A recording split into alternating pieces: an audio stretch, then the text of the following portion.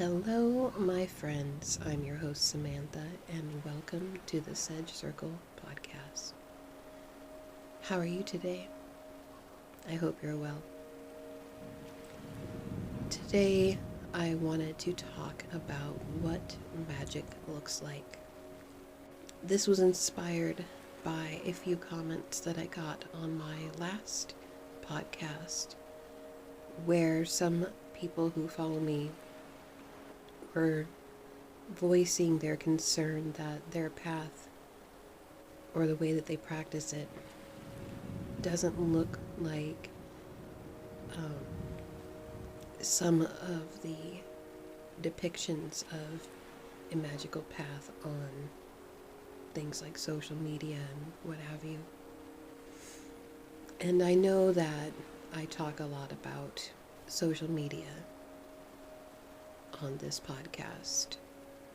And the reason that I do that is because social media has a very strong influence on how we view ourselves, how we view and understand magic and healing, and it has a very strong impact on our mental health, especially if we're not aware of everything that goes into creating what is commonly referred to as an aesthetic.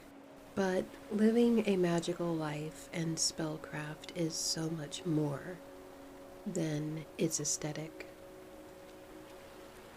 One comment that I read said something that is probably one of my favorite things to hear in regards to living a magical life.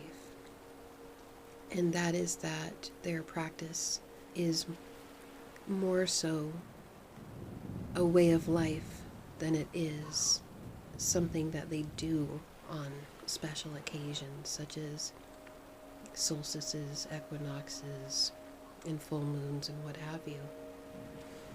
And the reason that I say it's one of my favorite things to hear is because I believe that if you are living a magical life and following a certain path, that magic and that intention will follow you through into your daily life. It's more than just something to do on the full moon. It's waking up every morning with gratitude that the sun rose. It's being grateful for having shelter in the cold. It's being thankful for the food that you eat because it comes from nature and the earth. But social media would lead us to believe that if we don't have expensive altars and fancy tools and exotic herbs and crystals, that we aren't doing it right.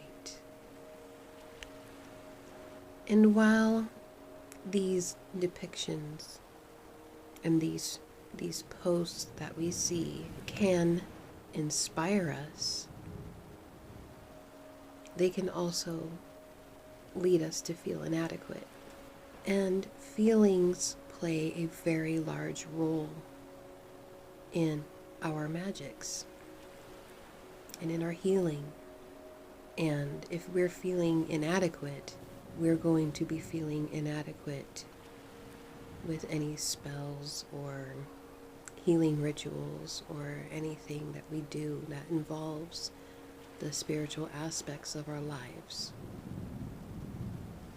And by feeling inadequate, we disempower ourselves, which, as far as I'm concerned, is quite the opposite of what magic and spirituality should do.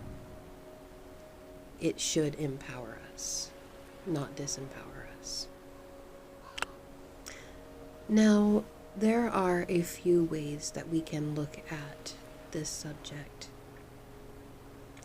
We can look to the past to see how it was that our ancestors practiced magic. Most of our ancestors probably relied on trade. And they didn't have access to a lot of exotic goods. If you think about the early magical practitioners, many of them were the healers of their communities, and they had to work with what was available to them from the land, perhaps the sea, the mountains, and what have you. It wasn't so much that they had an abundance of items to pull from, but that they had very strong connections and relationships with the herbs and stones and anything else they might be using in their rituals. That is why, essentially, I have but a few herbs and crystals that I work with. I might even suggest that you choose 5 of each. Keep 5 of each in your magical cabinet, should you have one. Keep 5 of each crystal or stone or mineral, and really get to know them and work with them and understand their energies. Now, 5 is just a nice number to begin with. But I find that if you try to split your attention between many, many different herbs or stones, that you end up not forging that strong bond and relationship with them and understand their energies. Another thing to take into consideration is the path that you are following. For example, I work heavily with the Norse gods, the runes, and things like that.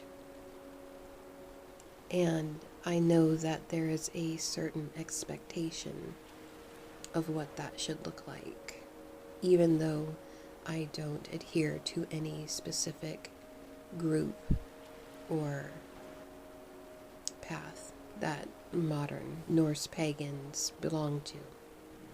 My path is more shamanistic.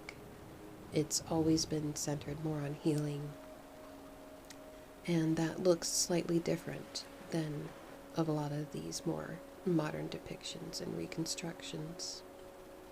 And this is something that I had to consider when I was doing my quote-unquote rebranding of my channel, because I still wanted to reach those who were interested in Norse paganism and the runes, but I don't necessarily feel that I resonate with the established aesthetic of Norse paganism. Mine is definitely more based deeper in nature than it is dressing up or depicting the past. And dare I say, that aesthetic also typically anyway carries a very aggressive feeling energy with it. And while I find things like steadfastness, honor, justice, resiliency, and standing up for oneself and others very important, I don't feel the need to project aggression specifically. Again, this is something that is very stereotypical to Norse pagans, and I know that not everyone adheres to this idea. So now that I've covered those things, let's get down to the proverbial meat of the matter. What should magic look like? Humans are very interesting creatures. We're very creative. We love to create art, and we love to create environments. And one thing the social media posts about magic present is an idea and a source of inspiration. At least that's what I see when I go on social media. Now, there's something to be said to having a created and cultivated environment when you're doing any kind of spiritual practice. The creation of these environments are meant to shift our perspective from the mundane to the magical world. And that is very personal and individual to each person. What shifts one of us might not shift another.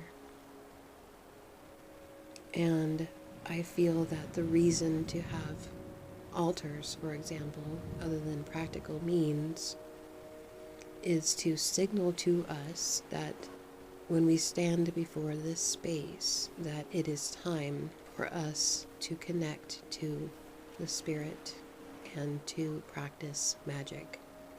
And as I've said, that can look like anything.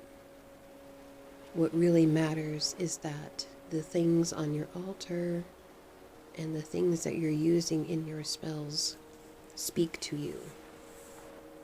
They don't need to speak to everyone else. And that can look like anything. It can be as extravagant or minimalistic as you want it to be. But I feel that it's very important to understand that your space does not have to look like what you see on social media.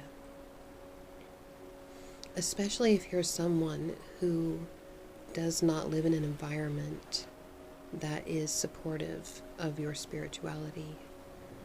I know there are many witches and magical folk who perhaps still live with people who are not supportive, and to have a grand display would draw negative feedback and even worse at times. So I urge you to consider what you think magic looks like. How does it look for you specifically? What things call to you? What things click in your mind that it is time for magic? When you can answer that, you will know what magic looks like. Because your magic is not on your altar, and it's not in your spell book. It is you. I know that may sound cliche and an easy out to an answer, but we are facets. We are different expressions of starlight and soil, and each one unique and wonderful. So I suppose that is all I have to say about that today. I am focusing on making the podcast a little bit longer in length these days. So I hope you enjoy having me around for a little bit longer. And a quick announcement is that I am hoping to reopen my Etsy shop in the next week, probably Monday. I'm not sure what day or date that is. I don't have my calendar in front of me, but if you follow me on social media, I'll be sure to keep you updated. And as always, have a wonderful weekend, and until we meet again.